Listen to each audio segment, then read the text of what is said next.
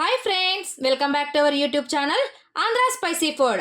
ఇవాల్టి మన రెసిపీ తోటకూర టమాటో కర్రీ అండి. మనం ఎప్పుడూ ఇంట్లో తోటకూర పప్పు, తోటకూర ఫ్రై అలా చేసుకుంటూ ఉంటాం కదా. అలా లేకుండా ఈరోజు కొద్దిగా డిఫరెంట్గా నేను తోటకూరతో టమాటో కర్రీ చేస్తున్నానండి. రెసిపీని ఎక్కడా స్కిప్ చేయకుండా లాస్ట్ వరకు చూడండి. వీడియో నచ్చినట్లయితే లైక్ చేయండి. ఇంకా ఎవరైనా నా ఛానల్ సబ్స్క్రైబ్ చేసుకొని వాళ్ళుంటే సబ్స్క్రైబ్ చేసుకోండి.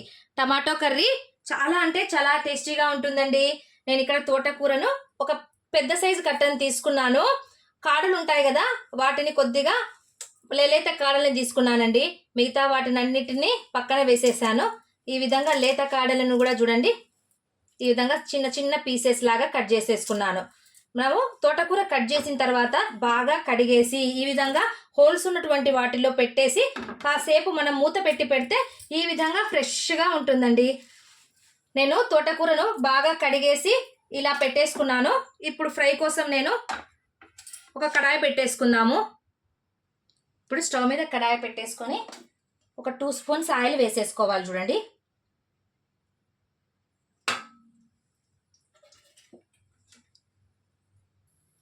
ఆయిల్ బాగా హీట్ ఎక్కిన తర్వాత మనం ఇక్కడ కొన్ని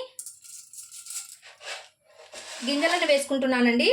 కొన్ని శనగబ్యాళ్ళు, కొన్ని మినప్బ్యాళ్ళు. ఈ విధంగా కొన్ని పప్పు గింజలు మనకు నోటి కింద పంటి కింద తగులుతూ ఉంటే బాగా టేస్టీగా ఉంటుందండి ఆకుకూర.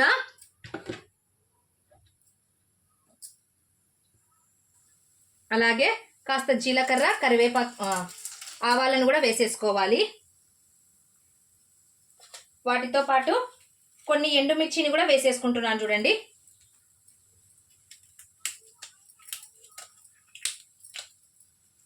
ఇవి కాస్త వేగుతూనే మనం కట్ చేసి పెట్టుకున్నటువంటి 2 మీడియం సైజ్ ఆనియన్స్ని వేసేసుకొని బాగా ఫ్రై చేసేసుకోవాలి.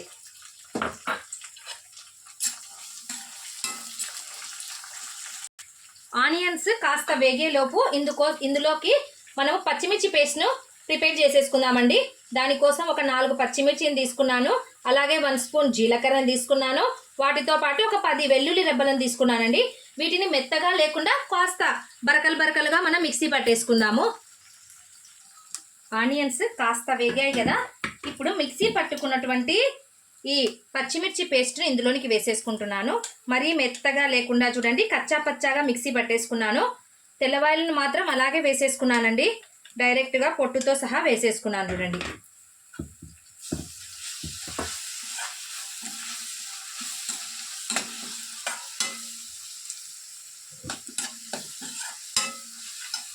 ఇప్పుడు కరివేపాకుని యాడ్ చేసేసుకుంటున్నాను. పచ్చి కరివేపాకు వేసేసుకుంటున్నాను. చూడండి, కరివేపాకు ఫ్రెష్గా ఉంటే ఫ్లేవర్ కూడా బాగా వస్తుందండి.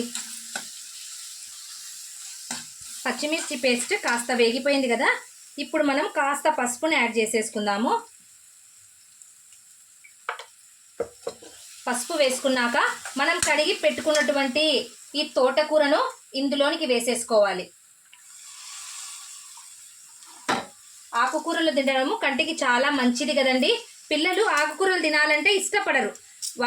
ఎప్పుడు రెగ్యులర్గా మనం ఫ్రై అట్లా చేస్తుంటాం కదా, అలా లేకుండా ఈ విధంగా కాస్త టమోటా లాగా వేసి కర్రీ లాగా చేసి పెట్టండి. చాలా ఇష్టంగా తింటారండి.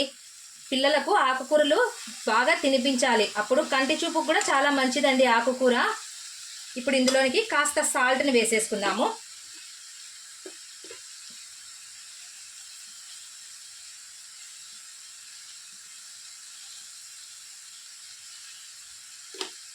సాల్ట్ వేసిన తర్వాత బాగా కలిపేసేసి ఒక్కసారి ఒక 2 or 3 మినిట్స్ కొద్దిగా వాటర్ ఊరుతాయి కదా ఇందులోకి, అందుకోసం అనేసి మూత పెట్టేసి మనము సిమ్లోనే మగ్గనివ్వాలండి.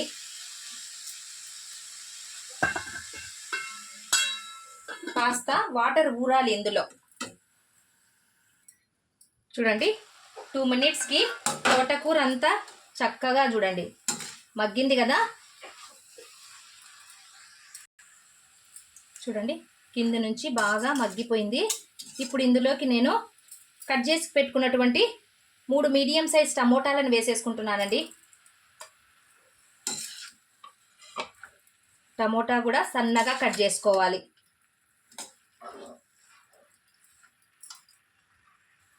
నేను కాస్త చిల్లీ పౌడర్ని కూడా యాడ్ చేసుకుంటున్నాను చూడండి. ఇంతకు ముందు అయితే మనము ఒక 4 పచ్చిమిర్చిని కట్ చేసి వేసేసుకున్నాము కదా, మిక్సీ పట్టేసుకొని. ఈ విధంగా కొద్దిగా కారం వేసుకుంటే బాగా ఆ కారం అనేది స్పైసీగా అడ్జస్ట్ అయిపోతుందండి. ఆకుకూర అనేది కాస్త చప్పగా ఉంటుంది కదా, ఆ విధంగా చప్పదనం లేకుండా మనకు పర్ఫెక్ట్గా బ్యాలెన్స్ అయిపోతుంది. ఇప్పుడు ఒక 2 మినిట్స్కి చెక్ చేస్తే చూడండి ఇందులో నుంచి వాటర్ ఎలా వస్తున్నాయో. టమోటా వేసిన వెంటనే వాటర్ ఊరుతాయండి. మనం ఇందులో వాటర్ వేయాల్సిన అవసరమే లేదండి. ఇలాగే కాస్త ఒక 5 మినిట్స్ మగ్గనిచ్చామంటే సిమ్లో పెట్టేసి కర్రీ చాలా అంటే చాలా టేస్టీగా ఉంటుందండి. మనం ఎప్పుడు రెగ్యులర్గా వేపుడు చేసుకుంటూ ఉంటాం కదా ఫ్రై, అలా లేకుండా ఈ విధంగా డిఫరెంట్గా చేసామంటే రొట్టెలోకి కానీ చపాతీలోకి కానీ పర్ఫెక్ట్గా ఉంటుందండి. మనము రైస్లోకి ఇంకా ఏ కర్రీస్ కానీ పప్పు కానీ చేసుకోవాల్సిన అవసరమే లేదండి. దీంతోనే ఎంత రైస్ అయినా తినేసేయచ్చు. పిల్లలు కూడా చాలా ఇష్టంగా తింటారండి. ఈ విధంగా టమోటా వేస్తే పిల్లలకు టమోటా అంటే చాలా ఇష్టంగా తింటారు కదా. ఈ విధంగా మీరు కూడా ఒకసారి తప్పకుండా ట్రై చేయండి. ఒక 5 మినిట్స్ ఇలాగే మగ్గనిద్దాము.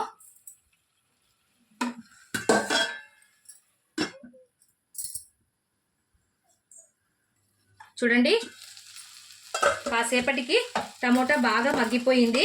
ఇప్పుడు ఫైనల్గా కాస్త మనము ధనియాల పొడిని యాడ్ చేసుకుందాము.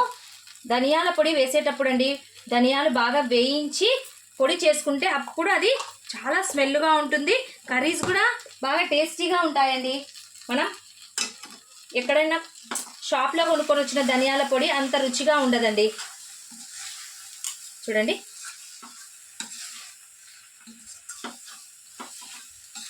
చూసారు కదా, ఆకుకూర కూడా కాడలతో సహా బాగా ఇదిగోండి కాడలతో సహా ఉడికిపోయిందండి. ఒక 1 మినిట్ బాగా కలిపేసేసి కాస్త ధనియాల పొడి పచ్చివాసన వస్తుంది కదా, అది పోయేంత వరకు బాగా ఇలాగే కలిపేసి మనం స్టవ్ ఆఫ్ చేసుకోవాలండి. తోటకూర బాగా ఉడికిపోయిందండి. కర్రీ కూడా ఫైనల్గా ప్రిపేర్ అయినట్లే.